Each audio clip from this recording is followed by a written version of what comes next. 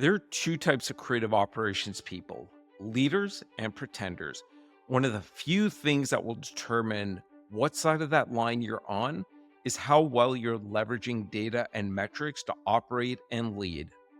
Welcome to this week's episode of the Creative Ops Podcast. I'm so grateful that you've joined me yet again as I continue my journey of curiosity of all things creative operations. Today is the first episode in a series focusing on data and metrics. We're joined by Nickole Brown from Cella. She's going to take us up to the 100,000 foot level and set the table on this critically important topic for the creative operations community. She'll be talking to us about why data and metrics matters, how it allows you to move creative operations from a tactical posture to a strategic one, to move from order taking to being part of and shaping the conversation around individual projects and marketing initiatives, around technology stacks, resourcing, and budgets. She's also not going to shy away from talking about the challenges, including the simple fear of data, the educational gaps, the technological hurdles. We're going to be tackling all of these head on. She'll also be talking to us about the power of storytelling through data and using insights to empower you as a creative ops leader. Like I said, this is the first in a series of episodes focusing on data and metrics. On future episodes, we're going to dive deeper. We're going to roll up our sleeves for more hands-on how-tos. Think of it as a workshop series. On future episodes, we're going to be breaking down the complexities of data and creative operations into practical, actionable steps. So make sure you hit subscribe so you don't miss any of those future episodes. Put on your seatbelt, strap in, keep your chair in the upright position as Nickole takes us up to that 100,000 foot level for that panoramic view on the importance and challenges of leveraging data and metrics, and making sure that you start your journey on putting yourself on the right side of that line of creative ops leaders versus pretenders. All right, Nickole, what's your definition of creative operations? So the way I think about the creative operations function is we are looking to align the creative teams with what matters most to the enterprise. That mission, vision, what needs to happen for that mission and vision to be realized, outcomes we're trying to achieve, starting by aligning our efforts to the greater enterprise. What is success? And then making sure people, processes, and technologies are in fact set up to succeed, to reach those goals. And then finally, I think about that layer of what I call storytelling, but that's using data to tell the correct story of the department. And so that kind of connection between all of that.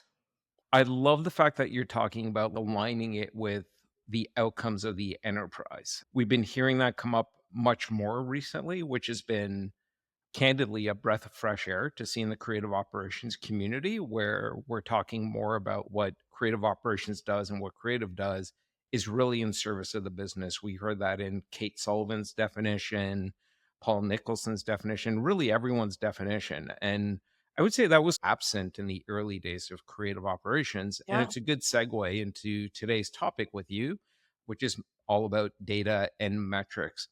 Let's set a little bit of context for the audience. Give us your point of view at a 100,000 foot level of where are we at today with the use of data and metrics in creative operations, and where do you think we're going with it? If I can be candid, we're probably not where we want to be as a whole. I hear this often from clients, from people I'm talking to, is what do I need to measure? How do I have to measure it? Right? This is not a simple thing to do, but it's such an important part of our story. So I think we all know that sometimes creative can feel misunderstood by the larger business. So this is really our chance to tell this the correct story of our business and help educate our leaders. Where we are now is starting to realize that we need to get the correct information to the correct people at the correct time to enable strategic partnership. When I talk about aligning to what matters most and telling the correct story, what we're really trying to do is move from order taker to strategic partner. Where we used to be, we were all reporting up to leadership. So we are doing what we say we're doing. But now we understand there are levels of data that we want to see, and that might be different data, or maybe the way we're displaying it or the story we're telling. So there's absolutely to the business, making them understand our value. But then there is that manager level. How am I running my business? How am I being strategic to my partners? And then there is providing information to those closest to the project or the process, what I would call the doers, because they are in the best place to optimize and continually improve our processes. They are the closest to it. We want to be giving everyone the information they need when they need it to be very empowered to make decisions and continually improve the operations. That is great in terms of context, and I love some of the words you use there, like storytelling and strategic, as I think one of the biggest issues we have in the creative operations community, and I think data and metrics might be part of the answer, but one of the biggest issues is that creative operations is still very much seen as a tactical function. And you said it, order taking, right? Mhm. And I would say most creative operations teams are still firmly rooted in being perceived as order takers, even though they're a critical part of that content machine, which is part of the marketing machine, which really ladders up into the organization's revenue machine, which is Yep. how an organization expresses the outcomes that it's trying to achieve. I would agree with your initial statement that in the creative operations community, we're not where we need to be at in the use of data and metrics. Why do you think that is? I think it's a few things. One, I think there is a fear. It is a skill set to understand how to use data, right? So when I say tell a story, I'm not suggesting we don't tell a correct story, right? A true story. I'm suggesting a complete story. For instance, timeliness. Say if you're looking at a timeliness metric. The truth is, telling me how many assets I delivered on time versus late is not that meaningful. Tell me how many rounds were happening, right? Tell me how many entire project resets. There's multiple information there that I need to understand to do something to correct that. So I think one, we have an education that's needed around even operational metrics. I think we all know we all need some education on in market performance. So, how the assets we're creating are performing. Two different things: operational, how is our process working, versus how are these assets performing in market. Then I think there's a fear. And I think that's a culture piece. What will somebody do with this information? Are my leaders telling the correct story of our business? Because they may take this data and interpret it in a way that's just not reality. We talk a lot about being the bridge between creative and the business. That's certainly the case with data. So, one, I think there's a fear. How is this data going to be used? If we think about operational data, we're probably also going to use that data for some kind of performance measure. Think about unconscious bias or unintended results you're creating. So if you're a firm and you bring in large accounts, there's a reward for that. But truly, 70% of the business may be made up of small and medium sized accounts. So are you unintentionally sending a message to ignore those accounts, right? Or not go after those? But there's a decent responsibility if you're in charge of the metrics. It's hard because there's that technology piece. How do we collect and visualize the data? It's not the easiest thing in the world to do, certainly. And the other thing is that when we talk about getting everybody using the same project management tools, so the great thing about creative ops is a lot of our data is living in our project management tool. That's not necessarily the case if you're looking at in market data where it could be coming from 25 different systems. But we know that we still have a problem getting our teams utilizing our tooling. There's a lot of things that come with that, but it's a real cultural thing to say, I'm going to create a culture of empowered people who understand and know how to use data. You're touching on a lot of really important topics. So let's peel away at some of the layers of the onion here. And I'm going to keep coming back to storytelling because I Yeah. think very often data to me is a character. There's different types of data to collect and different stories to tell. You've got the strategic story to tell, the operational effectiveness story to tell, and you're telling those stories to different characters in the creative operations matrix. The people on the ground doing the work are going to care about different data stories than marketing leadership or executive leadership. And one thing that you're touching on that I think is key is there's an art to what data are we actually going to collect to tell the stories that we want to tell. What are the stories we need to tell in terms of the outcomes that we're trying to support for the business or KPIs? We want to reduce review rounds by 10% in the next 12 months. And then the second part is If you've collected that data that you need to tell the stories, how do you actually then clean up the data and analyze the data? And that's really up to the creative ops leaders.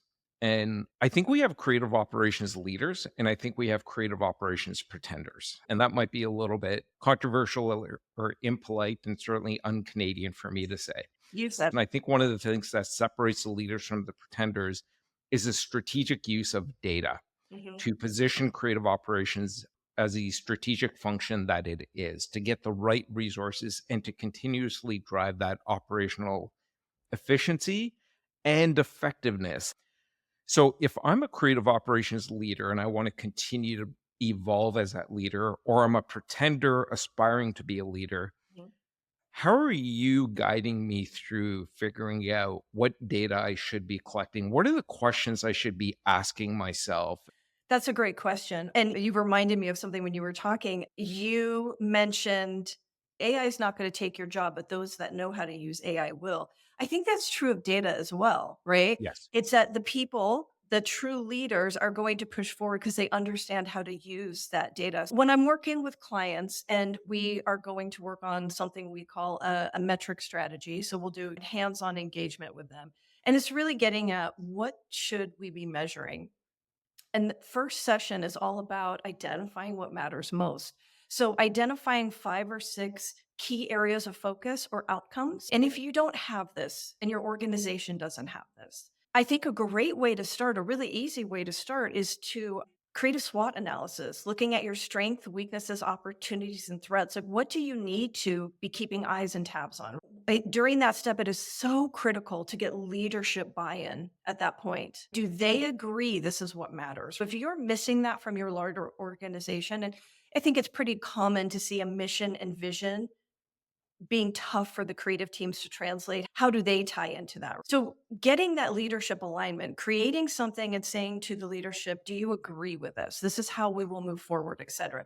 So, identifying what matters most is the most critical step in this. And then you can start to figure out, what do I need to measure? And then this gets a little more tricky because once you've figured out your performance indicators, right, that you're going to measure, let's just say output, resource management, accuracy to your service level agreements. You have to identify every single data point. For instance, resource management might be the capacity you had versus utilization, 2 pieces of data, right? One metric with 2 metrics within it. So you have to isolate down to the most granular level of data that you need to understand what you have to collect in order to visualize what you want to see. You want to see a nice heat map of where you're spending your time or a bar chart, whatever the case may be of what you're trying to show.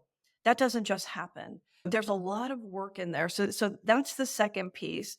That third piece is understand your data end users. So if you're going through this effort, you want this data to be maximized by the organization.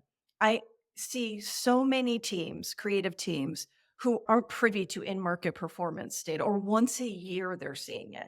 And that is shocking to me. So the teams creating the work aren't understanding how it's performing, and vice versa. We're not always sharing our operational information. So we wonder why people are asking us for things that we think it's too costly or it takes too much time. Well, we haven't shared that information. So understanding how others in the organization might use that data and then coming up with a strategy. But that is the process for me. When we talk about data, it can be a huge lift and it can be expensive. This is where you really want to front load that effort. Look to your project managers who are so beautiful at this kind of front loading a project, really identifying any risk, any dependencies, a timeline, a full charter. You want this to be a very well thought out effort because you also don't want to be going back and changing your performance metrics too much because you lose a lot of data and baselines, which in and of itself is bad. But when we start to think about AI and future capabilities, we don't want to lose that information because that's what we're going to feed these AI tools of the future with. I want to double down on the story part of this and Yeah. some of the things that you mentioned. Ultimately, nobody's going to look at rows and columns of data. And a lot of this is storytelling Mhm. to executives. I'm almost hearing you say you should imagine yourself at that meeting with the finance lead, with the marketing leader, whoever it is that you're going to. And What is a story you want to be able to tell? What are the questions they're likely to ask? What are the questions I want to be able to answer? And then you're working your way back to what is the data I need to collect to be able to tell those stories and answer those questions that these different stakeholders are going to ask. Absolutely. So we talked about identifying what matters most. And I also want to say, before I get into this really quickly, there is a difference between performance measures and targets and goals. Those will change all the time. And there's really good reasons we don't hit our goals, and our goals should change. We just want the ability to monitor. So that operational performance, whether it be output, I'm not saying more output is better. And I'm not saying less is better. I'm saying we have to understand what is the intention of the organization. But one, you want to be able to look at the outcomes and understand, I know what we're going to need to monitor to understand if we're getting to those outcomes. And then certainly, what are you hearing? When you go to those finance meetings, when you're in those leadership meetings, when you're talking to those closest to the process, what are you hearing? And that's why I say data end users. You want to share this finance. I intend to create this visibility into data. They might say, I need another view. And you talked about slicing and dicing those isolation variables. That's where end users, I need to see it by region, the tier of work, the channel, whatever the case may be. You may not have thought about that. That might not be something you needed, but somewhere along the way, somebody needs it. It's helpful. So we want to consider that. What are the stories I want to tell to different audiences so I can answer questions that are going to matter to them? And as a leader, I'm able to understand what are the questions that finance wants answered? What are the questions that marketing leadership wants answered? What are the questions that the executive team may want answered, depending on what your situation is in your organization?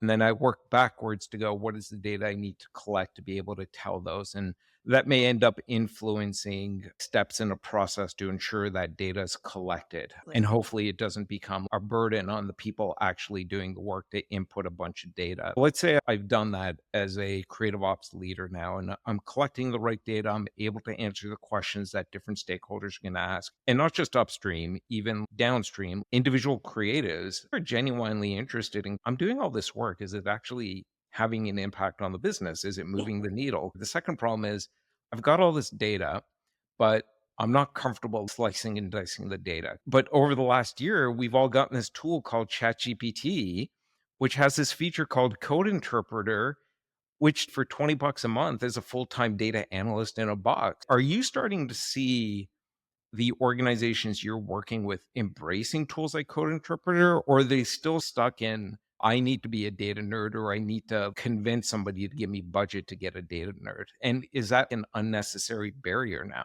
I think it is still a barrier. We know we're going to embrace AI, but we want to be cautious and mindful about how we go about and do that. So that's no different than what you're talking about here. That's just across the board AI. These corporations are, we know it's coming, but we don't know exactly how to use it yet or when we should. So, no to the AI. I'm not seeing that. I think that is a real challenge in this creative space to find folks who feel they can even successfully manage those roles. And let me say, I will count myself in that. I have often preferred to give headcount to a dedicated team where one, I may not need a full time analyst, or maybe I do need a full-time analyst, but when it comes to a scientist, I need a small portion. So I've been lucky enough to be in organizations where I can fund a head or hours on a team and I'll get multiple resources. But think about the development of those roles and the management of those roles can also be tricky for folks to wrap their head around. So I'm running this creative operations team, but growing these roles can be difficult. Nish, I think one of the things that we talked about was the use of project management tools. This is something that we're seeing the importance of getting tools that can actually report for us, spit out dashboards, et cetera, Right. based on it. And then that is something that's very common when we deliver a metric strategy roadmap. These are the things you have to change within your project management tool. You currently think about those isolation variables. You currently on your intake form, you're not even asking. So we're not even able to identify certain things. For example, what tier this project is. We have to add a spot in to identify the tier. It's configuring the tool, but what tools can we find that are going to make this as seamless as possible?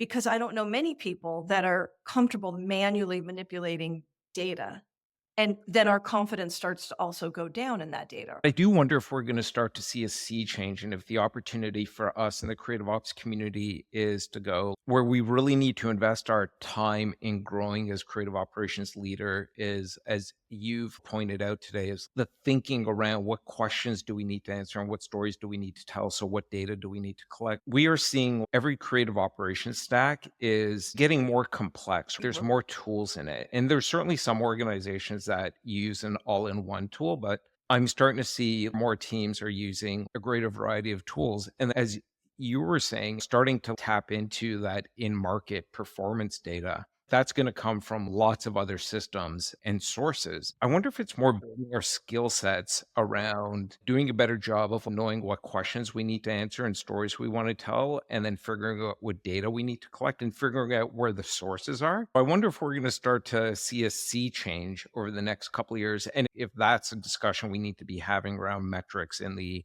creative ops community so that those leaders are really making metrics and data a superpower, and the analyzing part of it is no longer a barrier. You're absolutely correct in identifying a significant pain point for us. This is what I'm really excited about. How is AI going to help us with these current barriers we have? And certainly we have them outside of metrics and reporting. But how can we make this easier? Not just the education piece, I don't know that gets easier, but the actual implementation of Right. reporting, et cetera. I want to take it a step past that and talk about beyond making it easier for us so we can, one, get in the game. And I'm so excited for AI tools that can actually in real time marry the performance and the in market. So imagine in your project management tool, you have a primary list of deliverables and you have a ton of information in there, the dimensions, the placement, where quite a bit of information is housed in there.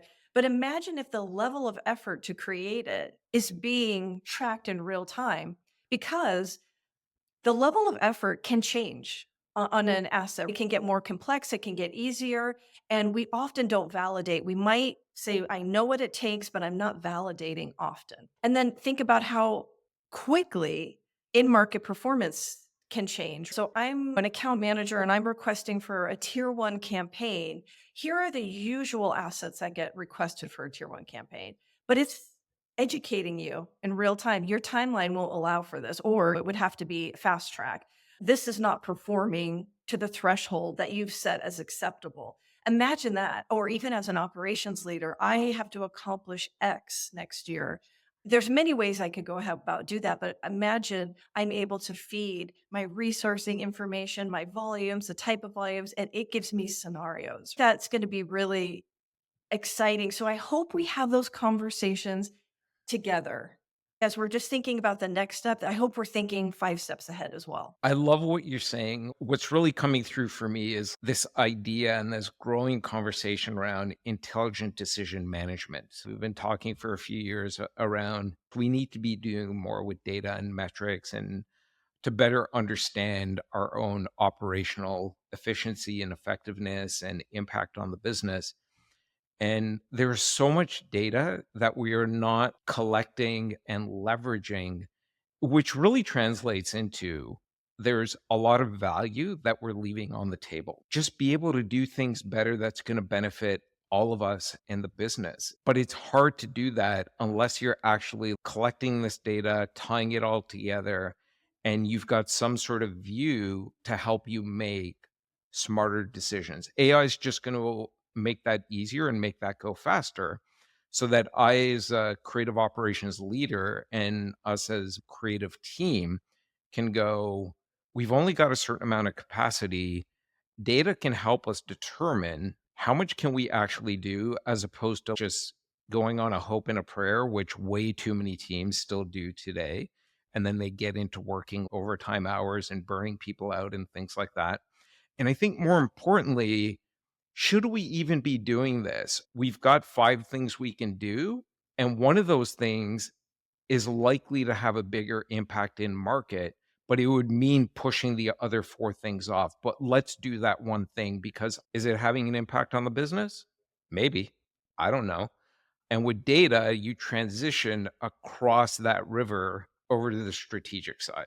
It is all about getting to that strategic side. The fastest way to increase operational maturity is having data. So that because you can understand your business and you can see what needs to change and if your changes are having impact.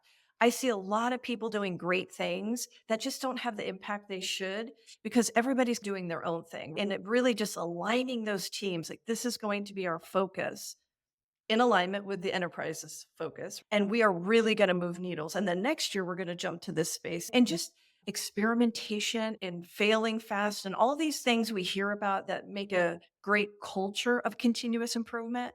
Very hard to do if you don't have data to back that up. It's to improve the process and how people are able to work. It's to improve outcomes and impact on the business.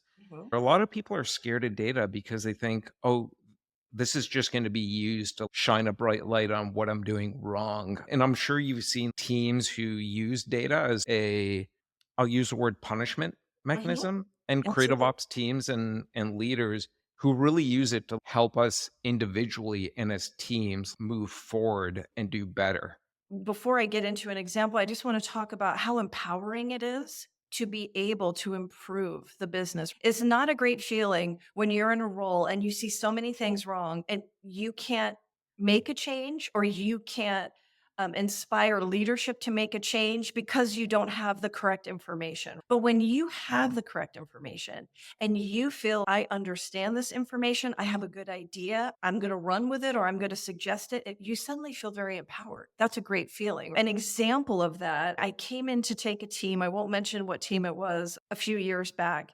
And they had built this in-house design team, and the directive was just do what's right for the business. So right there, I can tell you this is a group that doesn't have data. If the leader's saying just do what's right for the business, that means we don't know. After getting in and meeting and talking to the creative team and talking to the team, I was surprised that more volume wasn't being run through the team that the creative team loved and adored. And I was like, wow, that's surprising. They're still sending quite a bit through agency. So I talked to the leader of this team and he said, once that team gets better, we'll drive more through. And I'm like, what do you mean better? And he said, we're still seeing a lot of rejections coming out of that team. I knew that wasn't true. But really, what it was is they had a system, and a lot of people have this, where when the team receives an intake request, there could be 50 or 60 individual assets in that one request. Yet the system is not able to individually, there's no child parent relationship. So we can't individually look at any of those assets. So if one gets bounced back, it will count 60 as bounce back, right? When I was able to explain this to the leader and say, actually, we've manually pulled, they're at a 99% accuracy rate. Then the plan very quickly was to run millions and millions, up to about $16 million dollars of more work through that team. That is a significant error in understanding data. This is how critical it is. And when I asked the team, why would you push that forward, that data point? Because they were asking for something and that fear of not being able to give them something, right or wrong. So as leaders, we have to come in and say, we immediately are stopping reporting that metric. And if you get pushback, we need to see something. What we're not going to see is something wrong. That's dangerous.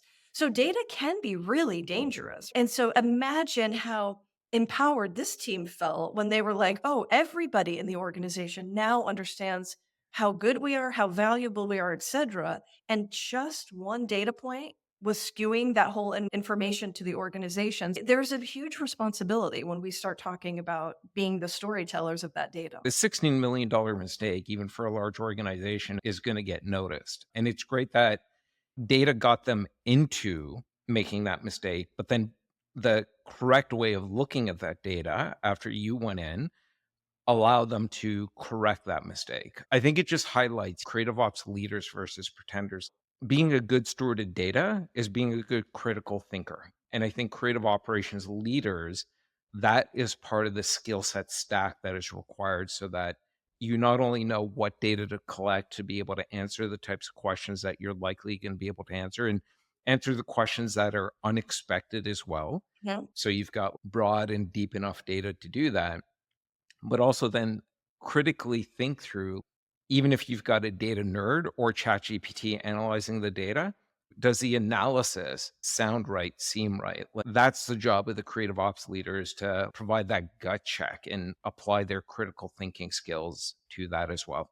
And I would say for anybody who's used Chat GPT, you don't just take it at face value. There will always be that need to say, is that even correct in the first place? And second, when we are reporting dashboards and reports, we always want to leave that space for narrative because that's Yes. so important. As leaders, the education to the business is critically important. And I don't want to say that in creative operations, we really focus on balancing effectiveness and efficiency. I am sure many other teams and groups do, but it does feel like that's a really important part of our role. So we want to be able to explain the numbers don't look the way we thought because, and we want to add that level of education to the organization. For instance, if your company is really focused on gaining customers and you realize as an operations team, you need a CX operational transformation. We need to change the way we work to be able to respond to the insights we're gleaning from customers. That could completely change the way somebody thinks a metric should look. Oh, you don't look as efficient. We are much more effective. Explaining that and what that means, because it's so easy to look at a metric and be like, you should be saving money, you should be saving time. Not necessarily. The creative operations world has long been rooted in the job of scale and speed Mhm. and cost effectiveness, especially for in house teams when there's being benchmarked against, well, why don't we just send this out to an agency? And that made sense for a long time because creative operations grew out of we need more content to fuel a increasingly growing and fast-paced marketing machine. So more campaigns and more quickly because of the way marketing has evolved, especially over the last 10, 15 years. Oh, this is a project management problem and Mhm. solution. And I've said this and I'll continue to say it. Creative operations is we're in our teenage years now. It's still perceived as this project management tactical service versus the strategic function that it is and that it needs to continue to grow into. And your point about efficiency and effectiveness is well taken because efficiency still matters. And that's always going to be there. But it needs to be balanced with and prioritized against effectiveness. Is this actually moving the needle? I think as we're moving into this age of AI where we're soon going to have buttons where we're going to be able to scale content to infinite and move at the speed of light, storytelling is coming back to the forefront where creative, the kind that the old school ad people were known for, like the David Ogilvies and the other legends of creating great copy and visuals and things like that. That's going to matter more than ever before. Just break through the noise of this tsunami of content that's being put out there. Like you and I, as individual consumers, are increasingly tuning that out. So, storytelling, which is really effective, can you connect with your customers Mhm. or your prospects with those great visuals, that great copy, that great video clip, whatever else it might be. Effectiveness matters. But on that point, what I often hear from creative ops leaders is we don't have access to that marketing data. Are you finding that's an issue or do you think that's an excuse? I think it's a real issue. I think it's complex. I think there's another issue is that not everybody's even sure what is right to be looking at. There is that education piece on the in-market side as well. This is complex. And there's so many data pieces. And how do they move together? If you're looking at an omni-channel experience, what are you going to look at and why? And making sure all your partners understand this is what we look at and why, right or wrong, you've got to pick a strategy and start working through it to understand maybe if you need to evolve it. There's a lot of things at play, but I think the complexity of all of this information being in different systems is not going to be an easy one to solve. I've lived on the data analytics side, and often it'll be, yeah, we've got a lot of data, but we're not actually sure if we could trust this or what does this mean or how do you marry up data from different systems? I don't think AI is a solution for everything, but some of what I'm seeing in market, there's going to be a lot more capabilities coming at us to be able to clean up that data and marry that data and actually then use that data. Because Ultimately, we don't want to be data engineers. We just want to have the data, trust the data, and leverage the data. And you made me think of another thing as the creative team led by the creative ops leaders or adjacent to them, as they want to leverage data more and be rooted not just in efficiency, but also effectiveness metrics in terms of how that creative is performing. They're going to have to be able to go to the marketing team who has all those systems collecting that data and influence what data they're collecting. Any sort of thoughts that you've seen in market where the creative ops leader has gone to the marketing team and influence the data they are collecting so it can allow them to start to model out effectiveness? We're starting to see dedicated roles within the creative teams or the marketing that are dedicated to understanding in market performance and sharing it. I would say this is a bit of that reverse of that data end user. The teams owning that data should really be talking to creative, what would be useful to you? But also, a lot of times when we do process work, we don't necessarily make your process faster. We correct it. And this is something we see often is there's not that space for reviewing retrospectives at the end, right? Where it is very thought out. This is what we're looking at. So this doesn't become a situation of a so and so was late, which caused us to be late, that we are looking at specific data points and we are making sure we have the right people in the room to have strategic conversations. Making sure in that project retrospective, maybe you're not just understanding were we on time and were we on budget, but looking at the end market performance, understanding the process, what happened, and coming out with how do we do better next time, action items. We are slowly starting to see some dedicated roles in very large organizations, but it's also about who is responsible for that right now and making sure that you're having those connections. What is our intention of this meeting and making sure that is happening? Because if we're just doing the same thing over and over again, another example is optimization. We see so many people like we don't have time to optimize. Well, what are we doing if not optimize? We went through that whole effort to create assets. If we're not evaluating how they're doing, and doing a very quick process at the end up, what are we doing? So we have to really think through what it means to be strategic. It's often the barriers to this are organizational alignment and where creative operations sits, which very often in a lot of organizations sits under a creative director Mhm. who, quite frankly, like a creative director with an operational mindset, it's a bit of a unicorn. So a few meta points as we're sort of wrapping up here come out at me. One is tying creative operations to the outcomes that matter in the business, which is really probably much more closely aligned to marketing KPIs and metrics. And the funnel ultimately is probably what it's tied to. The efficiency metrics still matter because time to market, God knows, is more critical than ever before.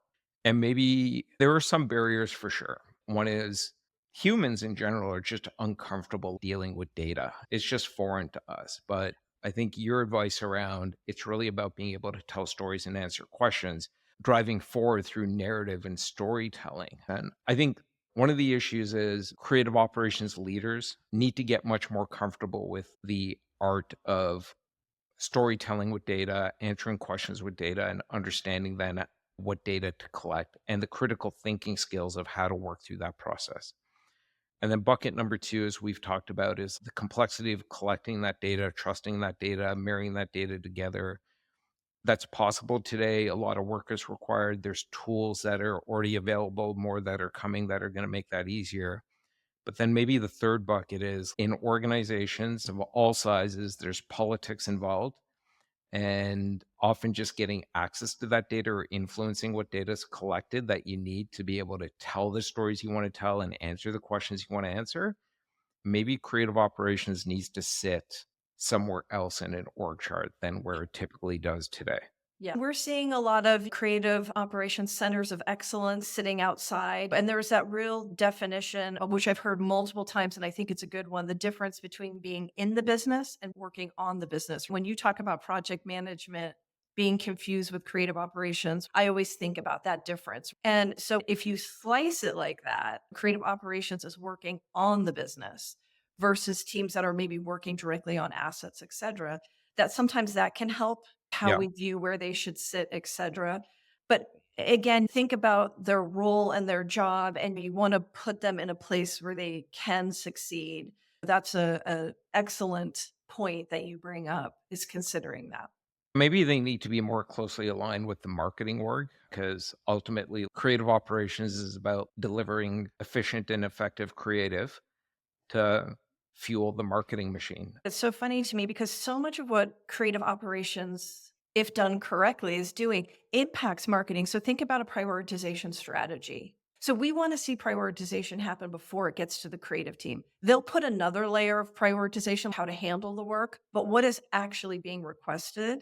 If we're all aligned as a business of what takes priority, so we don't have people running to the crate, could you do this? I know we're not supposed to. Those type of things we see all the time. That prioritization strategy has to happen from the top of marketing down, or it doesn't work. So much of what creative operations actually does is further up the funnel. I can't tell you the times I've been engaged to work on process with a client. The process that we're working on isn't what needs to be fixed. It's much further up the funnel. If you are effectively accessing and leveraging that data, you may get a bunch of requests in. Marketing is going to ask for what marketing wants. And depending on the culture of the organization, they're just going to go, we want these things. Mhm. But if creative operations is actually tapping into the data it has in terms of efficiency and that effectiveness data in terms of in-market performance and how long does it actually take to do project A versus project B, it can become a conduit for that prioritization and influencing what gets done and what doesn't get done, what gets done first and what gets put on the back burner. And I think that allows through data creative operations to move from tactical and trying to just figure out how do we do as much as we can as quickly and trying more things through the funnel as opposed to going, how do we do as much as we can that's actually going to have an impact on the business and move the needle forward and partners with marketing and go, hey guys, great idea. But what you're asking for takes this much effort and is not going to have a big enough impact, which is really return on investment. There's a ton that you've offered here that the listeners will be walking away with. In closing thoughts, what advice would you sort of leave for two people that are listening? One person that's not really doing anything with data and metrics today, what's your high level advice for them? And then for the individual who is doing something with data and metrics today and is continuing that journey, what would be your advice for them? So for somebody who's not using data today but understands the need for it, education. I know I've written probably 5 or 6 blogs and a white paper. There is never been easier before to get education in these areas, right? There's so much great information out there. Start with that education. And what I tell people is even if you're not measuring, start to develop what a metric strategy would look like and understand where your gaps. Look at a maturity model for measure. Where am I now and where do I have to be? What do you wish you had today? I always ask people this question. What information, if you had today, would make your job easier, better? Yep. So that's a great place to start, right? And not just yourself, ask your immediate team. That is a really powerful visual to understand, okay, I might not know how to progress, but I can start to educate myself and learn a bit and start getting it on paper. And you're going to evolve over time if you make it a priority. You're going to find people to talk to, read articles that are going to make you think about something in another way, but start that education process. And there's so much great information out there. It's not all on you. Other people are going to have input into it and they're going to be able to highlight things that they care about knowing and why, which is going to influence your thinking. And ultimately, as the creative ops leader, it's your job to figure out here's what we need to be able to answer with data. So that second person, that real creative ops leader is already leveraging data. What's your advice to them as they continue their maturity with data? It's just the process and technology and people. We're looking to continuous improve, right? So you have your data, but where are the gaps? Where do you have too much, right? There's that Mark Twain quote, data's like garbage. You better know what you're going to do with it before you start collecting it. How efficient am I being in my data management? Where are potential gaps? But where are we going in the future? How will I use this data for AI tools that don't even exist yet? We as leaders can start to imagine what would be useful. I have 10 requests right now of what I want a tool to be able to do. And we as leaders have to be the evolution of the next steps. I would say make sure you're part of that conversation. We may not know what data we're going to use down the road. So Exactly. it might benefit that leader who's already on that data maturity path Yeah. and continue to think about, should we keep collecting it because we may be able to feed it into something down the road? Yeah. And maybe that's an opportunity to do some future crystal ball gazing of what questions may I want to answer down the road? And do I actually need to expand the amount of data I'm collecting as all the tools we're using are getting smarter about just collecting data in the background? That probably becomes easier and cost effective to do because you're not placing a burden on us as individual humans in the process to collect that data or fill out a spreadsheet at the end of the day or the week or anything like that. For true creative op leaders, it is also our role to be educating the future leaders behind us on how to use information. Yeah. But that can get overwhelming. I might be collecting that data because I might need it in the future, but I'm not reporting on it because I am very consciously controlling the amount of data or what my team sees in order to coach and develop. Data is such a significant responsibility for operations. That's a good place to wrap up. And we're definitely going to have you back again and again and again to continue to talk about data because I firmly believe it is one of the primary blocks in a creative ops leader's skill stack that Yeah. they're going to need. It's going to become increasingly important moving forward. And I believe it is what separates the pretenders from the true creative operations leaders.